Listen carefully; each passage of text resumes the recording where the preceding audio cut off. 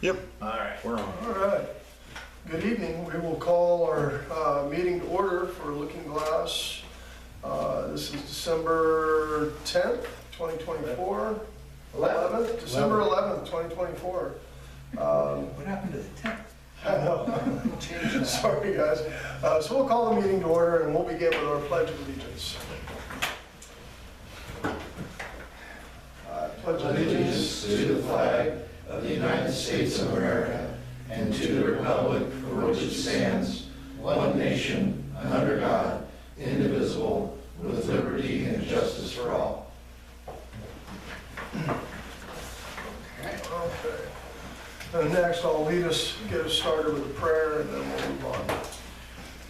Dear Heavenly Father, thank you for bringing us together. Continue to watch over us and our community. That's what we're here for, is to provide our community with good sense and good intent. Speaking of which, Lord, please give peace in the hearts and minds of men that are trying to turn social issues into racial issues and bring peace in our world. In Jesus' name, amen. Okay, roll call. Paul Reardon here, Mark Bennett here, Bill Starnes Here. Rob McCoy here, David Smith Here. Steve Rhodes Here. Justin Fox. Here. Well, everyone's attending. Awesome. Are there any additions to the monthly agenda? It's going to change, just to let you know. Okay, We're not going to do a resolution. I'll explain why. okay. And move to pass that? We don't have to. Oh, all right. Can I get a motion to approve the November 13th? I thought that's what I just did. I make a motion to approve the minutes. Second. All in favor? Aye. So then, financial report. Okay. It's confusing to me, but that's the way it goes. Right now, we've written, this month we've written our 17 checks. I guess there was a transfer for $1,500 into our checking account. Sorry, my problem. Those are checks. No.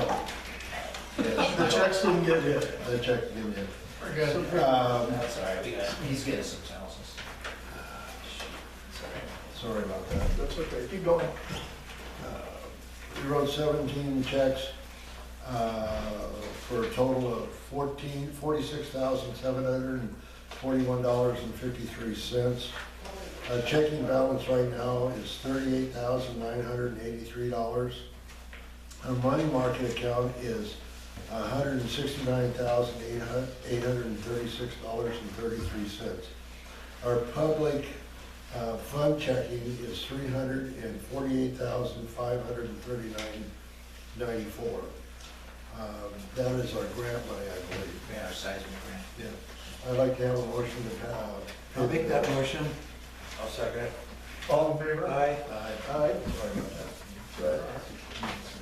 At least it smells good. It was good, first roast. I just want to explain a little bit about our financial report, when Bill gets it, that's for approving stuff from last month. So what's happened here this month is Trista put checks that we've written for this month in December on this. So it actually shows us $38,000 in the hole, but we're not. We have $50,000 in the bank, but it's because she added some of the big checks, and we'll talk about those in a second.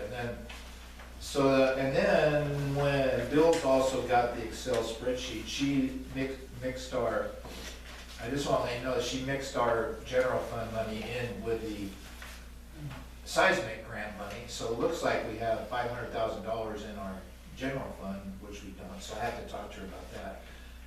It's really hard right now to get anything done down there because they're only open on Tuesdays and Wednesdays now. Because all they're doing is payroll, they're not doing taxes anymore. And anyway, I can actually give you a true to date. Today we have $31,999 in the checking account. We've got we only have $89.94 in the earthquake account because we wrote the checks to the contractors. And we have $181,000 in the savings account, money market, because we got, it'll all show up in December, but we've gotten back about $50,000 in tax money already, and there's some more going in tomorrow, so. I know I deposited, 37,000 into our checking and 22,000 into our money market, this last week. Yeah. So we're pretty good right now, but that's gonna change here. I mean, we're still gonna be alive, but we got more tax money coming in. Okay, so there you go. I just wanted to kind of summarize. You want the checking or money market? I really haven't been checking, because by the time You got it. these checks clear, we're gonna be down again. Okay, that's all I got to say. Okay. All right, so communications report? We should have Justin do that, because he's the one, tell us about the website and everything, Justin.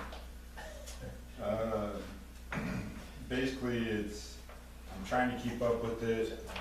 Yeah, mine's empty. It's still kind of spread. But at the same time, keeping up with it, we're posting for the holidays. We have volunteer, like the Meet the Volunteers, so people go on there. That's actually one of the most popular things that people go to on there is to Meet the Volunteers. I'm still working to catch up on the apparatuses and get, pictures of all of them on there. I am horrible at taking pictures, so if anybody ever takes pictures and wants to send them in, by all means do it.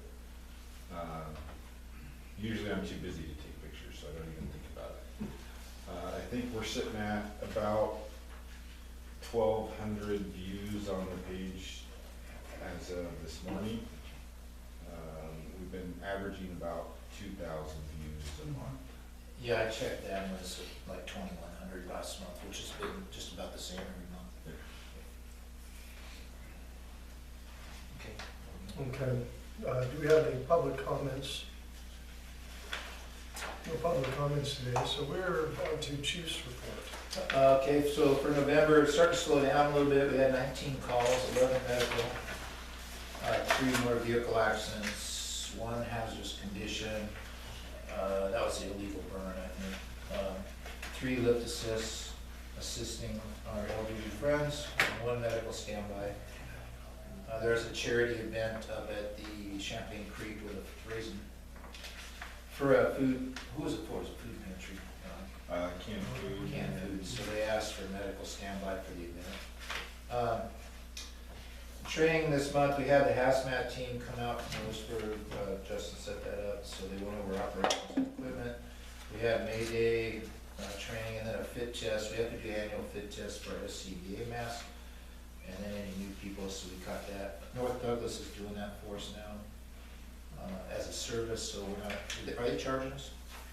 Not that I'm aware of. Yeah, not that I much. haven't They used to charge us a lot, the private vendors charge us a lot of money, so that's just a benefit of knowing those guys up there in North Douglas. They bought a machine a few years back. What happened to me? We also did a Mayday practical night plus radio usage. And then there's all kinds of small, multiple hose, firefighter 1, and other trainings going on. We have a couple individuals that are attending parts of the 10 Mile Fire Academy. And then anybody that wants to come down here, Justin makes himself available to train during the day. And then we have a lot of online, we're still doing all the online OSHA training and any other webinars that come up, so. Firefighters kind of same. We're doing the NFP 1852 physicals for the new people for driving, employment, and the SAFER grant. We've got 1 new firefighter applicant we're just doing a background check on right now. And 1 firefighter is on extended medical leave due to surgery. Funny, the public looks like she's here though. The cadets, there's training with our firefighters and justice. I'll tell you what, we've got 4, 5, 6 cadets now maybe, and there's a couple stars that are gonna be good volunteers here pretty soon. Locals? Are they local? Are they here? Yeah, well, 2 of them are the boys from the church. The Oh, Moss yeah, church. yeah, Rick's. Maxon and Aiden. Okay. Let's see, equipment this month, 1031 returned from repairs in Eugene. So they did they rebuilt bearings in the transfer case and the pump. The invoice was $18,000. That was 100 hours of labor and, I don't know, $600–700 of parts. I budgeted $50,000 this year in case we had to buy an engine or something, so I'm gonna use that money out of the reserve fund to pay that repair. We don't have that money in our general fund. And they tell me that engine's reliable and it passes pump test after they're done. It's a good engine to keep invested until we get something new. So we are. We don't have the money to go out and buy something new right now, so we're in the process right now of trying to FEMA grant to try to get a new engine, so we'll see how that works. But supposedly now that it came back, it's a good backup engine. We got the last lights in for 1080 from the fire in the summer, and so the mechanic's gonna be coming down. He's gonna be here tomorrow at 9 o'clock, I believe. And also we have an air leak and a pump switch problem in 1030, our other engine. So I'm glad he's coming down, and it was very good that the other engine got back. Because we've had a really good, fire trucks are famous for breaking down and having all kinds of issues because they're custom built and they got all these issues, and we've had a really good run. So, I don't know, looks like maybe our run is, hopefully it's going to start again.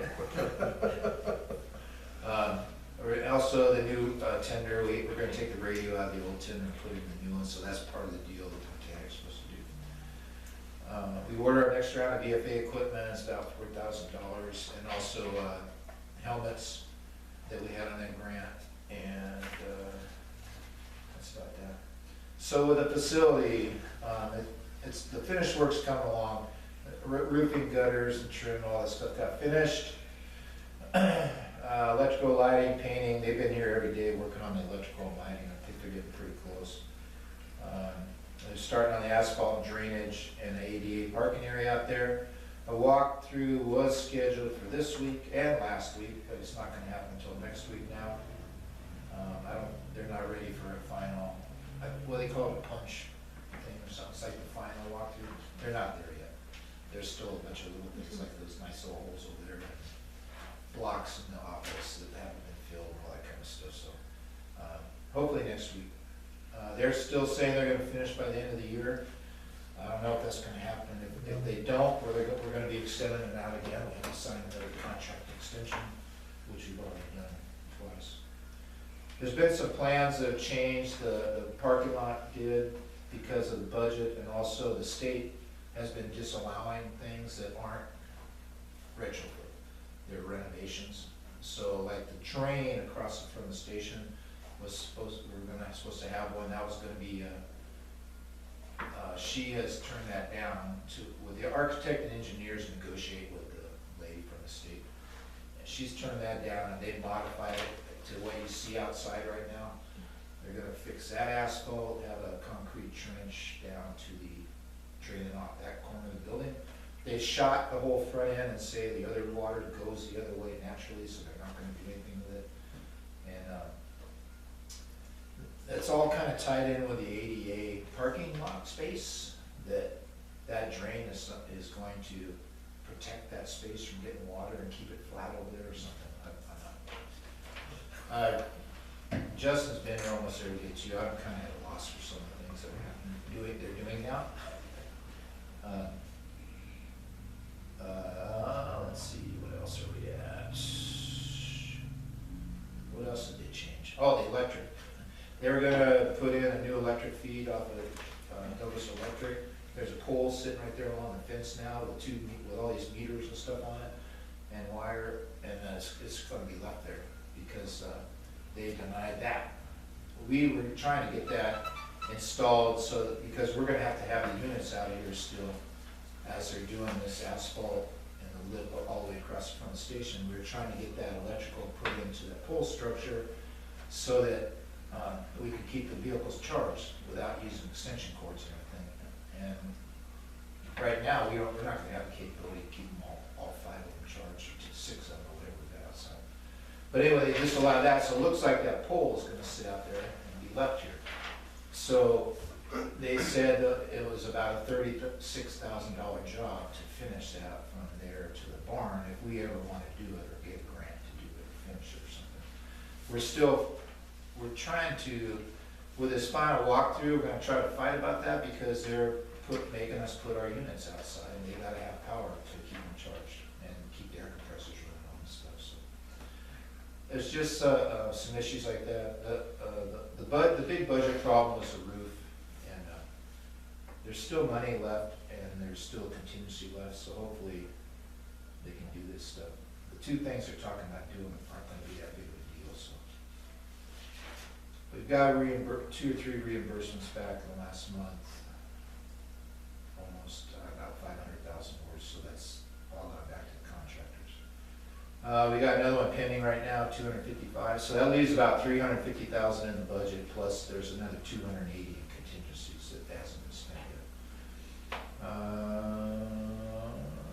Wildland final report was submitted to the state fire marshal, that for the end of the year.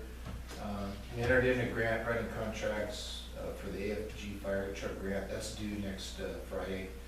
And the fuel reduction grant will be due February 28th.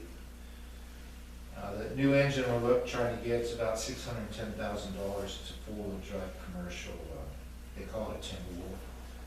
Shorter wheelbase, a little bit higher, four-wheel drive, seats 5, has a 750 gallon tank. The pump that we have to have is 1250, so we'll be getting all those if we get it. The grant will be, the CWDG grant's gonna be for about 300,000 we're putting in for. One of our guys, Bo Cummins, one of our new firefighters, does that kind of fuel reduction work. And so I had him come in, and he gave us bids on what crews would cost and everything to do all the stuff we had planned to do before. And it's, so we'll be putting in for that in February. SDAO sent out a preliminary invoice for liability insurance, and it's up. So I gotta talk to them about that. It's up to around $20,000. We were at $13,000 or $14,000 last year. They said there was gonna be a 17% increase, but also part of this is that the construction insurance for the construction is still on it, which is $1,700, and then the gift that never quits giving grants, that water tender was valued over $407,000. We had to insure that full, so that's raised our auto liability also. So anyway, that's a preliminary, and they're going to be calling and talking, and we're going to discuss what we can do about it. And I got a few questions. Plus, we could actually raise deductibles or something else. We actually have a $500 deductible and everything, and then we found out this summer, like on fire damage, there's no deductible. So anyway, I think we probably can save some money, and then once we see the actual invoice, and that's also not counting any of the discounts from best SDAO's best practices. I'm continuing the audit process with Hanford Associates, and so I got a letter from the state saying that they hadn't received our audit yet for 22-23.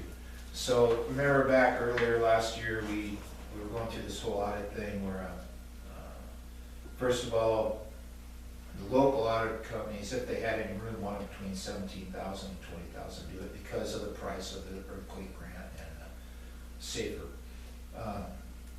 So the state set me up with this Teresa Hanford. She has a business, an auditing business. Her dad was an auditor.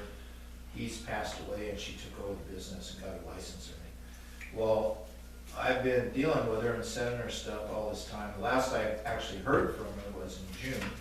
And so I got this letter and called the state, and her phone number's disconnected. And I've been emailing her. Hopefully she's still alive. So anyway, so I asked the state, well, her name's Amy John. She's the manager for the Secretary of State Municipal Audit Program. And I talked to her before when all this happened, and she said that they have no enforcement. So it's not like they're going to close us down or anything. And you have 3 years after after June 30th of 2023, so we have through 2026 to get that settled. So anyway, and then what they do, they don't fine anybody or enforce. What they do is they call Douglas County and say, hey, you have a nonprofit that's not filing your audits. And usually what the county will do would be warn us and then take us over or something. So it's not gonna happen because we're gonna go find another auditor and so I'm shooting to have the 2023 one done by March. Because all the auditors right now are busier than hell because it's December 31st, but usually right after the new year, it's all good again, so we'll get that going. So how much has been paid to the existing auditor? We haven't paid, we signed a contract with her, but have not paid anything, Okay. so. Okay. However, she was gonna charge us $4,000, and Everybody else is 10. we're gonna look at 10, 15, 20, maybe more than that, so maybe we'll be budgeting that in next year. She should have thrown a few hundred for her phone bill. Anyway, whatever, we still are getting transaction lists, and like, Wheeler's giving me the final stuff for 2024 already, the 23, 24. And so we just have it, and we're sitting on it until I find that auditor, or else Teresa shows up. So I just want to talk a little bit. Our reserve fund has been sitting at about 160, 170,000 for a couple of years. So this 18,000 is going to ding it. So that's going to take us down. If we get hit with a heavy audit charge or something, it's going to ding it too. So basically, our costs are outpacing our 3% increase in tax. Just to give you guys a heads up. I mean, if everything went wrong and we got all our grants and stuff this year, we'd probably be down to 100,000, I'd say, in our reserve fund. So we'll see what happens. We're still working on grants, and we're always searching for them. But I still don't think that we're sustainable with the fuel costs and everything else. Everything's going up faster than our increase in taxes. And I think we have to talk as a group about where we want to go. We need to have an employee here, a full-time employee. I don't care if it's Justin. We're going to keep working on safer grants, but we need to have somebody here nowadays to manage all this business, all this stuff. So it's just a talk we're going to have to come up with. Talking either about, there's all kinds of alternatives. We could merge with our surrounding departments. We could merge with the district. We could go for an option levy, a 5-year levy, and raise our taxes a little bit and try to do it in-house or something.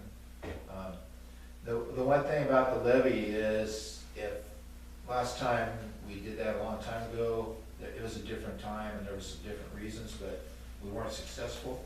But being not successful in the vote is a good thing when we go to grants, because they ask us, what are you doing to raise money? You know, and you can say, well, shoot, we tried to do an ops levy and it didn't pass. Or maybe it will pass. I know 10 Miles just was successful in there, so we'll see. Ours won't pass. Huh? Ours won't pass. Yeah. But people don't realize if it doesn't pass and you're outside of no fire protection, your insurance is gonna go up significantly.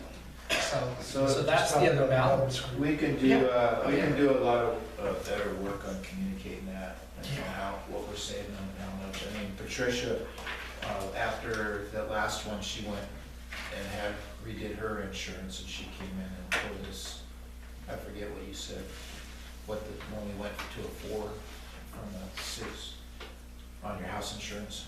You remember that? It was a few years back. No, I just paid every year. Makes a big difference. Yeah. If you're, Anyway, so those are all things we gotta be thinking about in the near future. Justin, I was gonna have him just review some of the community work and school stuff, or anything going on. Anything more? Lookingglass Elementary is getting ready to do their winter play or Christmas play. They're requesting us to go over and serve pie for the pie social, so we'll try to be over there for that. The downside to it is we're sitting really good on paper. We have about 22 people in our station. When it comes to calls and stuff and community outreach, it's pretty hard because we have 3 people showing up, and 2 of them are sitting in this room. Monday through Friday, during work business hours, we 100% expect that, because the people that can do stuff are younger and have to work. The people that could show up at that time may not be as helpful as we would want them to be, either due to age or ability, or training level. Unfortunately, volunteers are getting scarce. It's just where it's at. We're fighting other departments in Douglas County that have, call stipends. Basically each call that the volunteer goes on, they get paid a stipend. Most of it's $5, whatever. We're having a show up problem is basically what we're having. So I threw together a proposal to Lookingglass Grange. That way, it's kind of, have you guys heard of the CERT programs, the Community Emergency Response Teams? So it's kind of going to model after a CERT team. I proposed it last night at the Grange meeting. I was actually surprised at how much they were for it. So if I can get them involved, we're gonna put a group together, they're gonna put a group together, we're gonna meet and see how we can kind of finagle this. It's gonna be like, we'll tap them out for like traffic control, or rehab on a fire, so that way I don't have to put able bodies doing that. I can have trained personnel in on fire or cutting people out of cars. That's always the big thing when you get on these scenes. If you only have 3 people show up and you gotta do patient care, cut somebody out of a car, plus run traffic control, or maybe man a hose. And then if you go on a fire, we showed up with 3 people on a fire down Keys Bay Wagon Road for initial response, and then we had, Chief came in with the tender afterwards, so he brought the extra water. National standard is 12 Yeah, for rural area. to make entry. And we fully didn't cut it. So we either have to start training a more safe and defensive way, or we can continue to train aggressively. But it's gonna be one of these days, we might have to explain to somebody why we can't do a fire attack on their house, because we can't make entry because we don't have enough people or enough trained people. It's getting kind of scary. We're sitting at 5 people that are certified. And most people don't know that. Yep. So they just assume that if I have a fire and I call 911, you guys are gonna come to the rescue. And what happens is that is gonna change. Yep. And people don't know how that'll change, because you guys don't have the capacity, just like anything else that's happening, so, yeah. So that right there is actually what I've been telling people is like, when our citizens call 911, they expect a professional crew to show up, to make entry, to make a push, to put out the fire, save their property. Right. And it looks really bad because I've had people ask me if they can put their turnouts in their gears so they can go POV to stuff. And I've had a lot of weird requests. It's great that they have the want and drive to do it, but they don't have a radio, if they don't have a med bag, and they show up on the scene and they're just standing there, that looks really, really bad. And then you gotta explain, well, they're not trained to this level, and that's why they were just standing there. So what we make them do is we make them come here. There's only certain people that are allowed to go POV, and there's certain circumstances that they can go POV. And unfortunately, it is, like I said, it's getting scary, and I know Chief's getting worn out, I'm getting worn out.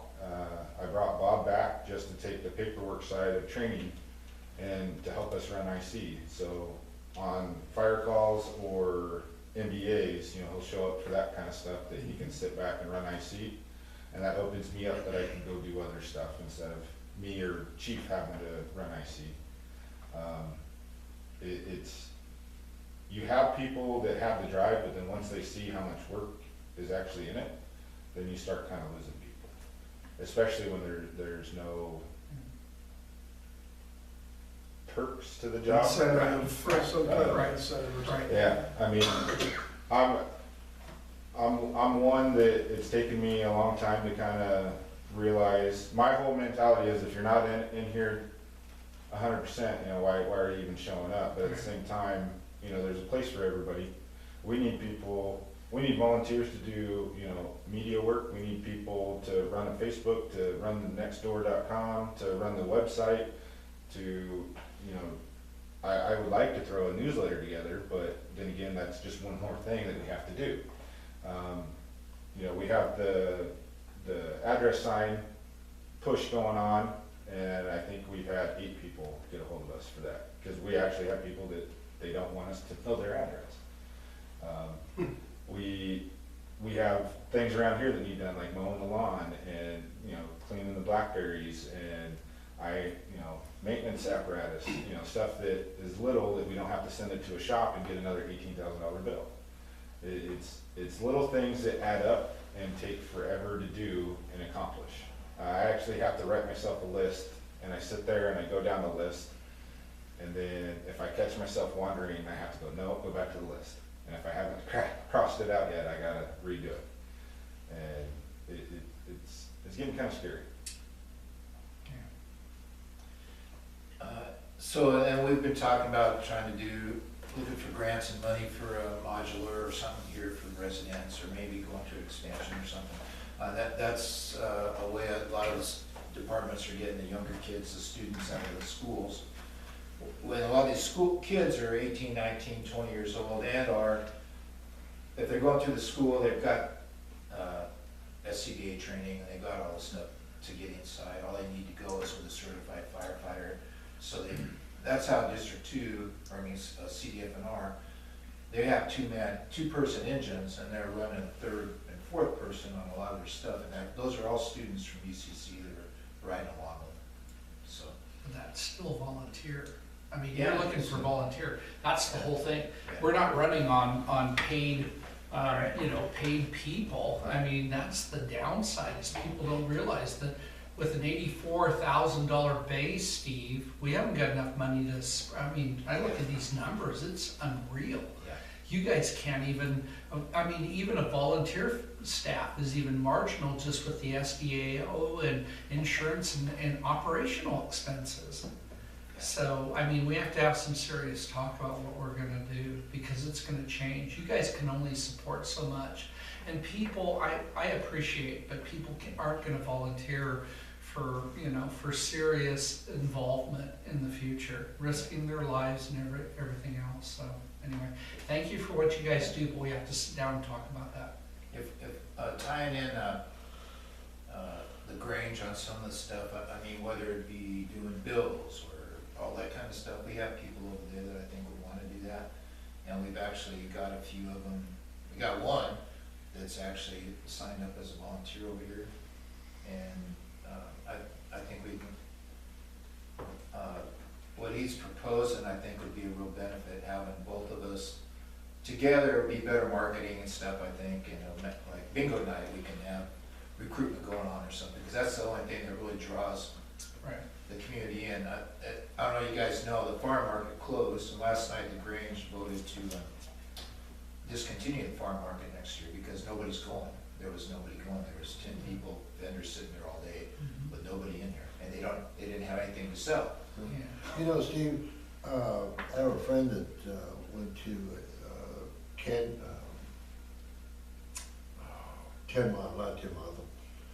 Camas Valley, has a Christmas dinner type thing. Right. And they have a fundraiser, and they said they really enjoyed it. They had a full house, and I was thinking about, you know, maybe we could come up with something like that. I think we could too, and we could do that jointly with the Grange meeting too. You know, because they said they had a silent auction and a public auction and all kinds of things, and they raised, I don't know how much, but I understand they did pretty well. So that is one thing in the plan, is we're planning on an open house once construction finishes, once things kind of settle down and we get things put back into place.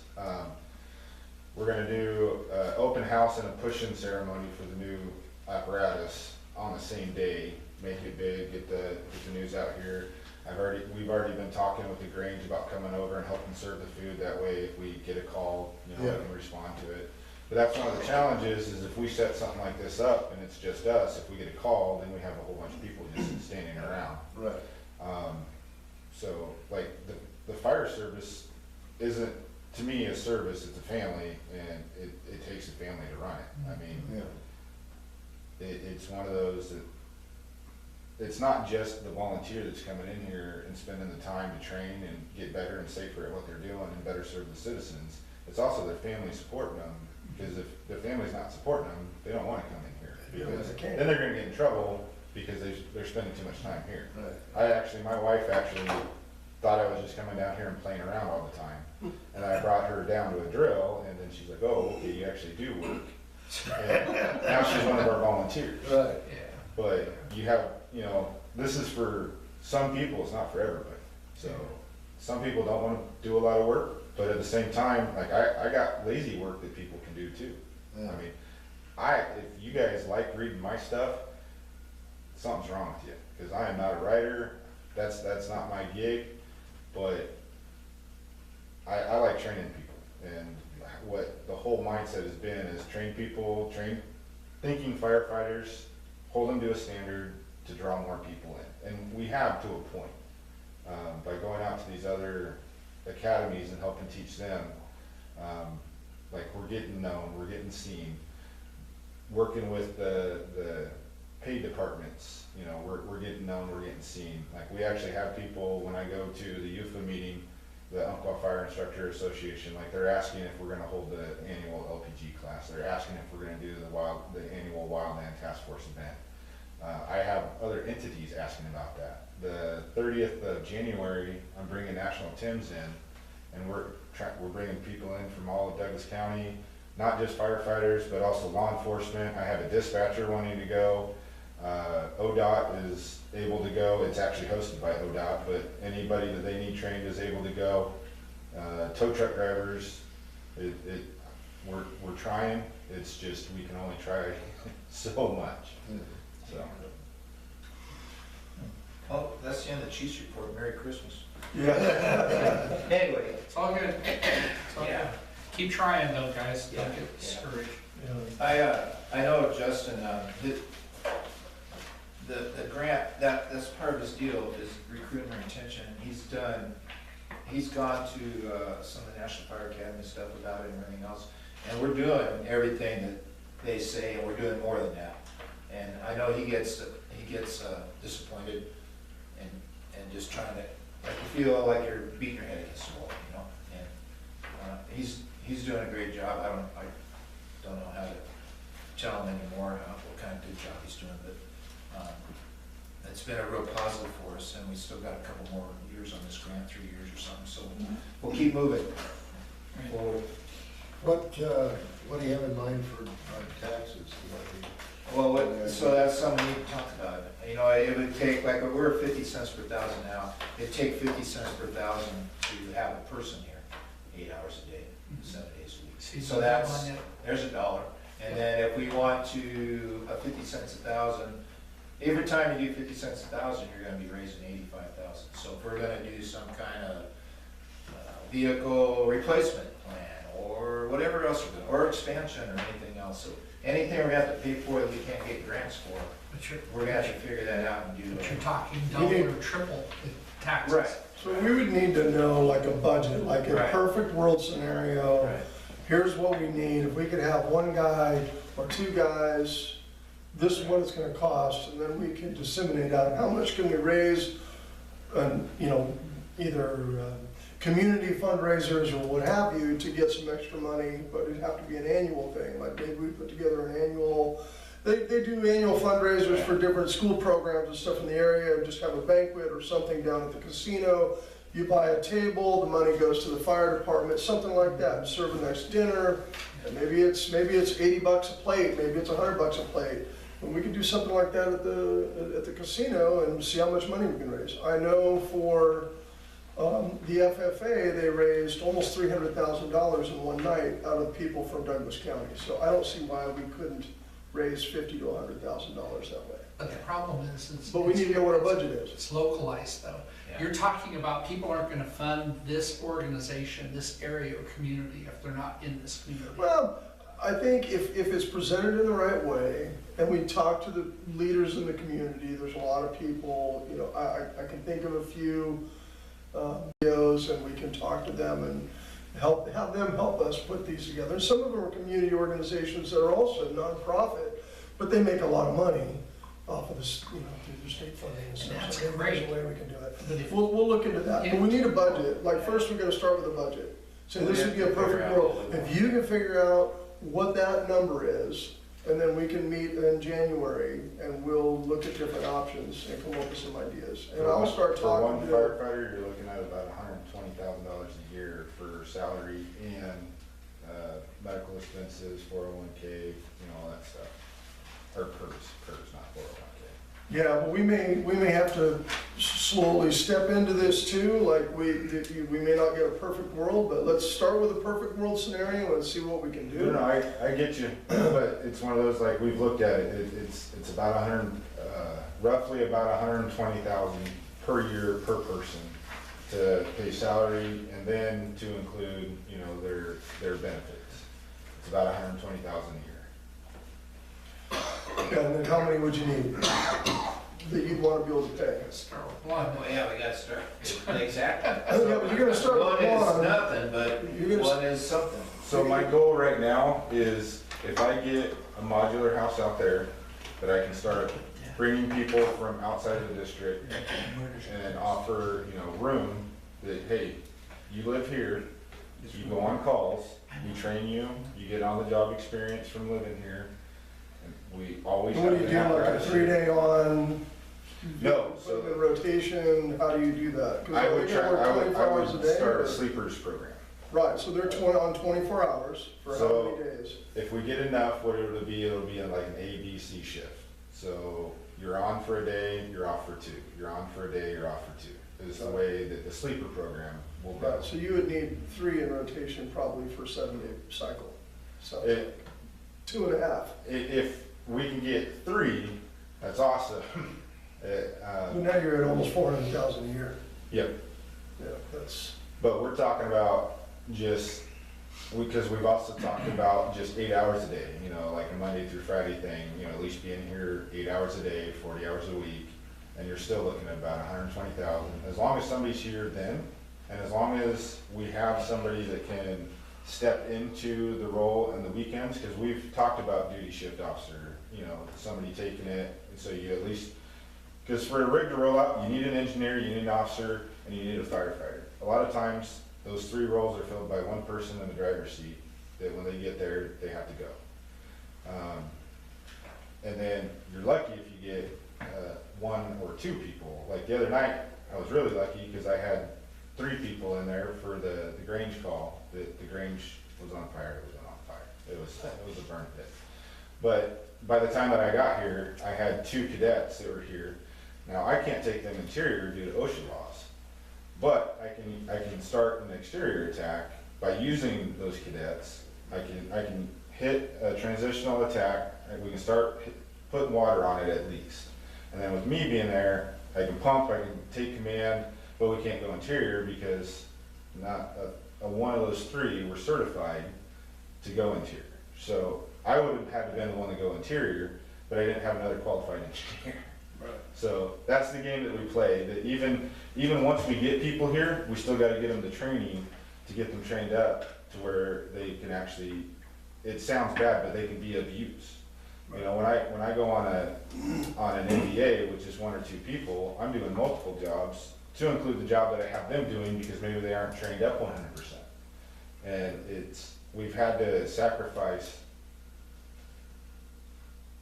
standards a little bit just to get bodies to go on calls.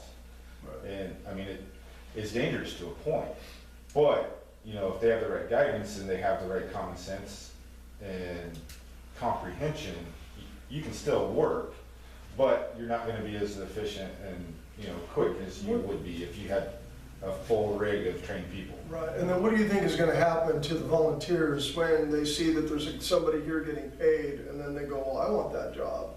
and then they're going, well, I'm working for free and they're getting paid, you're gonna have, that was gonna create a whole nother dynamic within the firehouse. And basically what's happened in the past year is when we train up our volunteers and get them to firefighter one, they move on to somewhere that does pay. Right. So, I mean, that, we've been in a constant, so I've been here, I don't know, 13, 14 years now, and it's always a constant. You train somebody up, they're gone. Train somebody up, they're gone. All right, well, Anyway, there you go. all right, so I still think that we should carry this conversation on in January, but Yeah. maybe we can all get together before then and come up with a business plan, if you will, Framework or something, yeah. so that we have some meat to talk about. Okay, so we're gonna move on to old business, but a lot of this was covered in the chief's report, safer audit process, well, so we're gonna, can we move past old business? Yeah, we got some reimbursements that are gonna be going in for safer, that we probably have 10 or 12,000 out again, so that'll be coming back. Audit, I talked about that, wildland staffing, we talked about that. Just to let you guys know, we talked about this before, it is not funded for next year, we've had it for the last 3 years. So that, sorry. What's that funded? I'm blindsided, yes, so, OSFM is pretty sure that they've secured funding for next Okay, year. so we may have. It's wildland still plan. unsure yet, though. Okay, resolution, new business, okay. So- So part of our, I wanted to turn off our budget. If you guys, when we have our budget up in the corner, there's a little yellow thing that says we have a reserve fund, and it has to be approved every 10 years. So ours was last approved in 2014. So, in the past, they've done it with a resolution. I looked up the law last night, and I think there's a resolution in the package. Basically, you only need a resolution to establish it and to cancel it. And every 10 years, all the board has to do is review the fact that we have a reserve fund, and then determine if there's still a need for it, and then just vote, yes, we're gonna extend it for 10 years. So, there is a need for it, because if you don't, we have about $160,000 in that, that's money we saved over the years and everything else. If theoretically, we're using that, it was established in 1988 for buying firefighting and medical equipment for this department. So the very first board established that, and ever since then, they've renewed it for 10-year cycles. I don't know how it got off to 24, but anyway. So, we don't have to do a resolution to do that, all we gotta do is say, do we wanna keep having a reserve fund? If you don't have a reserve fund, at the next budget, you have to transfer all that money back into the general fund, and so we're a nonprofit, so if we don't have a reserve fund to put that money into, theoretically, we would reduce our taxes to get down to 0 for a couple of years or something. So, I think we need a reserve fund. Oh, I we think have to. everybody knows that, you gotta Yeah. keep it up for capital That's the equipment. only kinds of- I need, a repair bill like we got it. We're not gonna put that back in the general fund. No. So I guess if, So we need to adopt a we need to just have a to- motion saying, hey, we want to extend it. May I make a motion to extend the fund? Okay. All right, all in favor?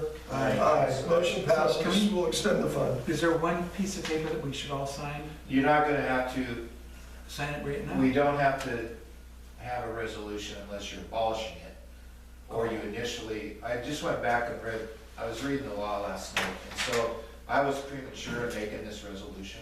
But Yeah, I but just you're wanted to better off tell you, having if signatures. you guys than want not. to, we can, Yeah. you I can. think you're drop better it. off having paperwork, though, Okay. Steve, So because we sign- that makes it a firm. We continued it till 2035, so I think we should all sign one. Okay, so, Can we just sign in that one? case, we have to say, Sign one. I'll stay. in that case, we have to read. Hold on. The only thing about resolutions is that you have to read it. All So right. I'm gonna read it because it's very short. Whereas, okay, this is a resolution 2024-02, a resolution to review and continue the equipment reserve fund as required by Oregon budget law. Whereas Oregon revised statute 294.346 allows the local government to set up a reserve fund to accumulate money for financing the cost of any service project, property, or equipment by resolution, and the reserve fund must be reviewed every 10 years. The Lookingglass Rural Fire District established an equipment reserve fund with resolution 8802 on January 4th, 1988, for the purpose of purchasing or replacing firefighting and emergency medical equipment, and was last reviewed the need for the fund in 2014. Be resolved that the Board of Directors of Lookingglass Rural Fire District hereby reviews the need for the equipment reserve fund and determines it should be continued as previously adopted. The next review will be required prior to January 1st, 2035. Yeah. The above resolution is approved and adopted on this 11th day of December 2024. That's what it needs. There it is. Okay, it's already signed. Yep. All right. Okay, Okay, so that's on video and everything else. Quick. Thank you. nice work. So you guys are, Thank you, guys. we're over resolved, that's good. Yeah. We have a legal thing of it, and it would be in the minutes also. but that's- We need to, it's in the minutes. Okay, All right, so then the next thing is the, simple 401K, safer employee. Right, so I have I got a letter from the state, because we have to offer some kind of program as a savings program for our safer employee. So that Oregon has an Oregon Saves, Yeah, and that, basically, all that is that Justin would say, I think they give up to 5% of their salary. They can put it into the Oregon Saves program, it comes out of their check, we don't match anything, and they draw interest on it, right? I think that's how it is. It's correct. Technically, it's a Roth IRA in disguise. Okay. So, mostly in this area, I went down and talked with Wheeler because they do 10 Mile and they do canvas and stuff. Mostly what they're doing for non-emergency personnel is a simple IRA with a 3% match is kind of the current thing going on around here. So like if Justin chose to put in 3% of his salary, I was trying to figure that out, it'd be $100 and something a month. We would match that 3%. That's safer money, by the way, it'll be reimbursed as part of the benefits and stuff we have. But they thought that that'd be the best thing we could do, because PERS is more like a 9% thing. And I think it's simple 401K. If he wants to put money in and we match it, and that's pretty much the current thing going on around here right now, is a 3% match with the other small so departments. it's up to 3%. Up to 3%. So if he wanted to put in, it'd be $160 bucks a month or something, we would match that. And then we could get it reimbursed from SAFER for the period of the grant anyway. So when I talked to Wheeler, they said, well, where you need to go is to David Smith. And I go, well, I don't know if there's a conflict of that or not, but they sent me to someone else at Edward Jones. And then she said, you should go to David Smith because he knows all about that. So I just want to know what, I'm recommended we do that and offer him that, a simple 401K. And then how we set it up, I'm not familiar with how we set it up, so I was hoping maybe David could talk about it. Yeah, it's actually, it's the most aptly named government program out there. It's called the Simple, and it is. Like I said, it's a 3% match. It turns into a traditional IRA or a 401K. It's actually a 401K mimic is what it is. But for businesses with less than 100 employees, it allows you to have a 401K without any of the tax filings, any of the attorneys, all the other crap that goes with a 401K. It is so simple. Literally, it takes me 5 minutes to get it rocking and rolling. It goes to whoever's doing payroll. Justin can, he can choose to opt in or not at all. It's completely voluntary for the staff. I always recommend you at least take 3%, it's free money. You know, it's a 100% match. So if you can put in whatever you can afford to put in, and depending on your age, this year it's $16,000 basically just think 20,000 in your head, you can actually put in there pre-tax, it's just like a 401k. The fees are negligible, there's no government fees, it is extremely easy. Can we match it? Do we match them? Oh, we do. Well, we would match 3%. 100% match? Yeah, you gotta match 3%. Yeah, can we have match more than that? No, Not for the simple one. And you can't deduct it if you do that. So what's the fund invested in? whatever the client wants to invest in. Okay. It- So he has the freedom Is to it- be able To choose which, 100%, yeah, it's technically an IRA, so just like you would in your 401ks where you have predetermined things that that company has approved. In this case, like if it was at Edward Jones, he would have basically the entire sky to choose from to make a portfolio. Okay. So, what brought this up again is the state requires you to do something, but when they do that, the employee can opt out and then it's over with. But as part of our SAFER grant and as part of his salary and benefits and stuff, I'm recommending that we do the simple 401k, like with a 3% match on both sides. During the period of this grant, it's gonna be reimbursed, so it would be no cost to us and a benefit to him. Well, If he absolutely. chooses to, if he chooses to participate. And how long is the grant? So we got 3.5 more years Okay. to go. Okay. But anyway, the state requires that we offer something, and he can opt out if he wants to. And then it'd be all over with and we don't care then.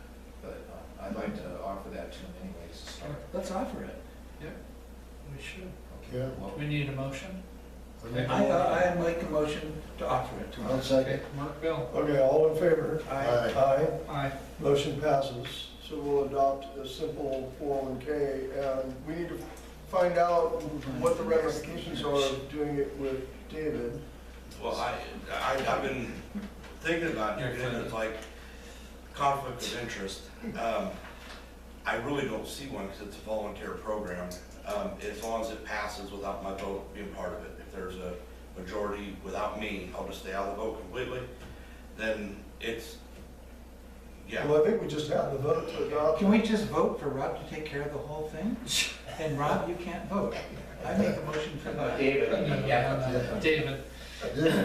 David's already. No, I don't think Well, it's. let's do this. Say that to Rob. So you got, there was a motion on the table and you had a vote. So we'll roll call, you voted Yes. Yes. Yes. Yes. Abstain. abstain, okay. Yes. So it's passed 4 to So I'm just 1. gonna document one abstention, Okay. so there's not a conflict of interest, and you're more than capable of advising us or consulting us as an out-of-board member abstaining, so you're fine, yeah. it's good. And so that motion passed, and then all I would say is maybe next month, when we decide what we're gonna do and how we're gonna do it, that the board just approve that again. Yep. That'd be the way to go. But What other let's set it details up. have to be decided? Well, there really aren't any details besides Just whether whether he wants to participate or not. Yeah. Yeah, but that's, we've already voted, Okay, so it's. all right. And it would need to be, So we'll set it up, can I work with you to set that up? Okay, Yeah. And then whenever we get it, we'll tie Wheeler in, they just have to know because it would come out of the payroll that they're doing for us. And then we'll talk to him about what he wants to do. yeah, that'll be documented, so. And whether it's him or any other safer person, are you gonna stick around for a few more years? Okay. I hope. All right, so that took care of that. So the next one would be property taxes. They're coming in, we're up to about 50,000 in. I got another one here to go in tomorrow. Yeah. This one's going checking. Okay. Then we got the 1030 repairs. We talked about that, Yeah. yeah, and Yeah, so geez. currently, it appears that it's worth keeping. I mean, that's what the mechanic said as they finished it off, and it passed its pump test when they finished. So that's what it failed for, Well, that's good. so. Grant submissions, we talked about that, they're coming up here in the next couple of months. All right. So we'll move on to President's report. I have nothing to report. The only thing that I will say what's been on my mind is this construction process. It doesn't sit well with me. I have nothing to add at the moment, but I do want to do some of my own due diligence. And I'd be inclined when you have your inspection, when the next one's scheduled, I'd like to be here to talk to these guys. I have to say, it bothers me. It doesn't sit well with me on how they spent the money or what they promised us and what we're getting. It doesn't feel right. So that's where I stand, and that's all I have to say tonight. Do we have any other directors that want to report anything? Yeah, I'd like to say something to the Numskull County inspector, instead of having to put a drainage in front of the place, that's ridiculous. Yeah. Yeah. Well, I'm not in this director's thing, but I have the same thing. There's some reasons why some of this has happened, I think. The state, Oregon Biz has final say over what gets approved to be paid for, and they negotiate with the architect and engineer, and I think that a lot of the senior people in ZCS have retired or have moved on, and they have some people that this is their first time doing this, and I think that's what's. Is there a way that we can contact them and talk to them and say? Well, they'll be here for the walkthrough. Okay. So, When's that supposed to happen? it should happen next Wednesday or Thursday. I don't have a specific date. So I'll be here in town, so. this isn't a new thing for them to hear departments complain about this. Yeah. My chief up in Dexter, he said, he's gone through 2 of them, and he said, if you don't have at least $2 million in a reserve account, don't ever do a seismic grant. So when we started, I said we had no money because like for Roseburg and Riddle and those guys, they added, so like you were talking about the bathroom earlier, they added 20 or 30 or 40,000 of their own money to do the bathroom. And I told these guys when we started, we don't have the money to be adding 40, 50,000 or whatever. You guys, if you guys are overrunning, they overran at Riddle, $150,000 or something. I don't know what they're gonna do down there. But I said, we don't have the money to do that. So you guys need to stop when you get to that point. So, All right. there you go. That's all I'm telling you. So how effective were they here? I hate to say anything bad about it, but the construction guys, I've been pretty impressed with, What's the management? the engineering and architecture and stuff, they were asking to do things for this seismic that maybe you can't even do, you know? Right. And so it took them a long time to straighten out the roof deal. Well, a lot of And it's, even going back to the factory, and the factory didn't even know what to do with the stuff, you know, in the application they were doing on our buildings, so, because they hadn't done it before, so. the contract supervisor or the main contractor would argue nonstop trying to get things to where they made sense. I mean, it's just like when the flooring people came in and did the carpet and the upstairs, they said this is the first department in 7 years that they haven't done something that they've touched to do it and it be covered. And like we're requesting a bid for that. The hallway out here, because when they put the foundations in, we've got 2 or 3 different batches of different kinds of concrete and stuff if you walk out here. Yeah. And it looks stupid, and it may, well, when we walk, we're gonna say, hey, you got lips here that we're gonna be walking through this hallway, well, it needs to be ground down, or something needs to happen. That's a safety issue. They have to maintain safety. So it's all that kind of stuff. Yeah. All right. You know, some of that. I'll be here. Yeah. Let me know. Yeah. Text me, Let me know, please. please, Steve. Yeah. All right, so board member comments, I think we're done with that. We're on to public comments. We have no public comments at this time. And now our next board meeting will be January 8th, 2025. Can we get out of here? I make a motion to. I'll second it. All in favor? Aye. All right, meeting adjourned.